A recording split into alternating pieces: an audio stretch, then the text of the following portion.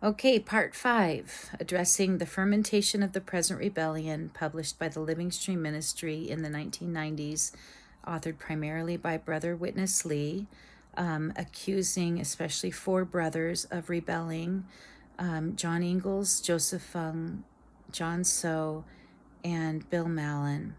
And I am reading from a book, Glaring Omissions, in the Fermentation of the Present Rebellion by Steve Isitt, addressing glaring omissions, which that is a form of lying. There's lying by omission and there's lying by commission. So there is a lot of false representation and false accusation and bearing a false witness against brothers in this book. And it's continuing on in shepherdingwords.com and other places.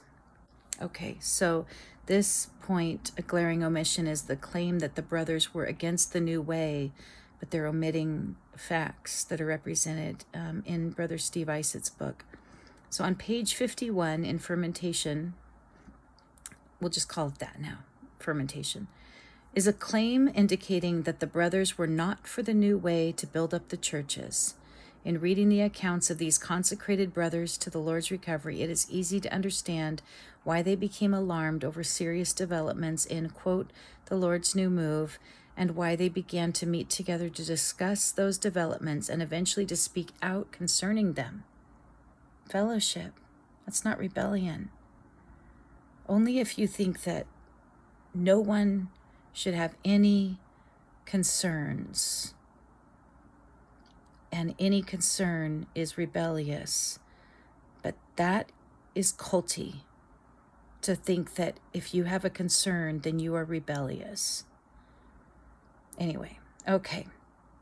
Their main concern was for the real situation and condition of the churches, and they endeavored to minister to the saints accordingly. They are elders in churches. They should have a concern if they see a condition and situation in their church that isn't so healthy.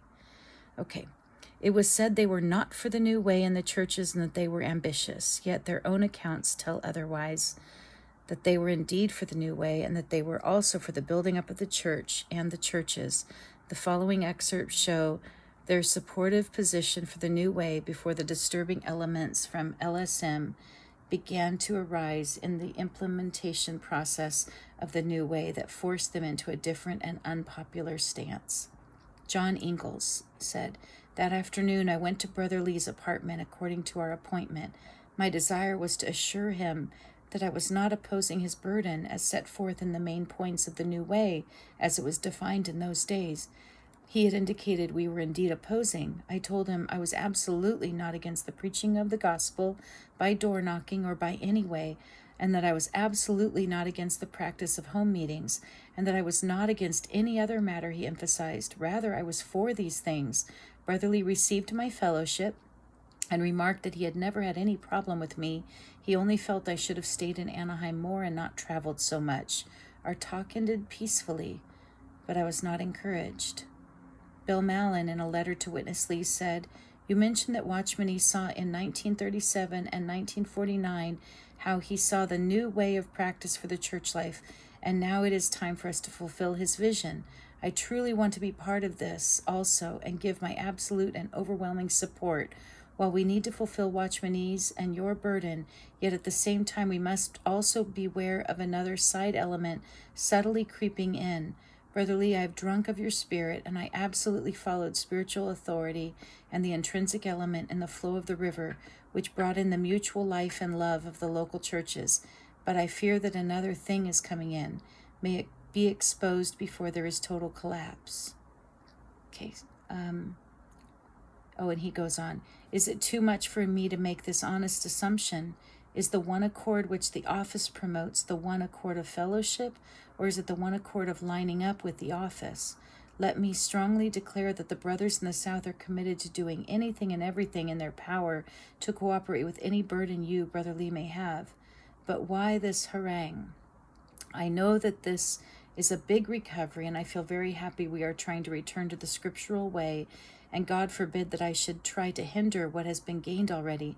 For me to take the attitude and action that I have taken, however, indicates that I am desperately concerned lest the subtle enemy sneaks some leavening corruption into the fine flour. We must be warned of certain danger signs and beware of our vulnerability for being baited into a snare.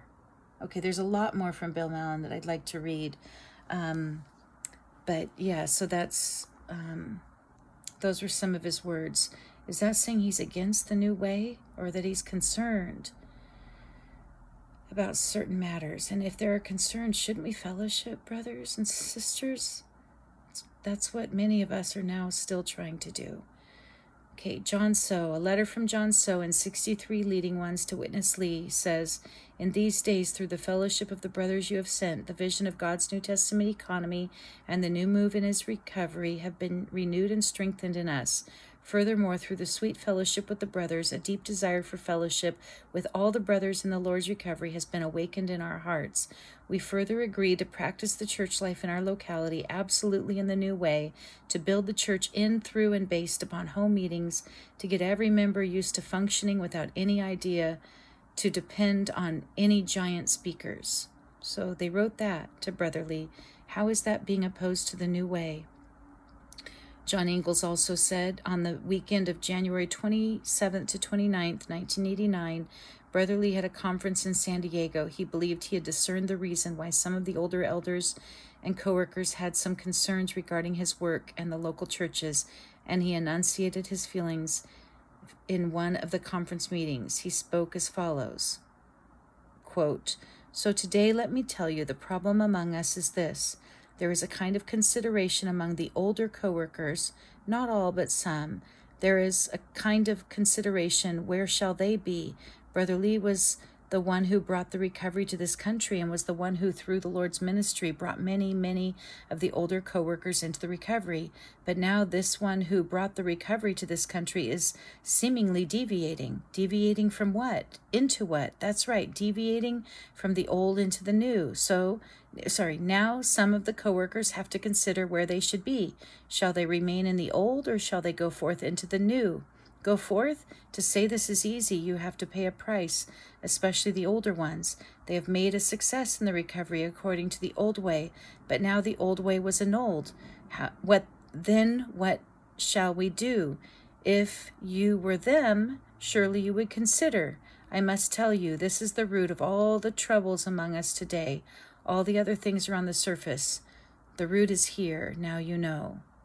So the root of the trouble is the older co-workers, the older elders don't know what they'll do with the new way. John Ingalls says this analysis absolutely missed the mark. I was surprised when I read the transcript that he could judge so superficially by saying the root of all the problems is that the older co-workers would not leave the old way and take the new. At the present time, he has revised his explanation, yet still misjudges. So Brother Lee was blaming older co-workers for not taking the new way in San Diego in 1989, and John Ingalls said that it didn't match his experience at all. Okay, so that was the fourth point, I believe. Let's see. I have covered an introduction, and then the claim that the fermentation began in Hong Kong and then spread to Europe and then to Southern California and the Southeast. So that was one. Then 2, the claim that brothers were involved in a conspiracy. 3, that brothers were rebellious. 4, that the brothers were against the new way. So the fourth main point. Thank you so much for listening.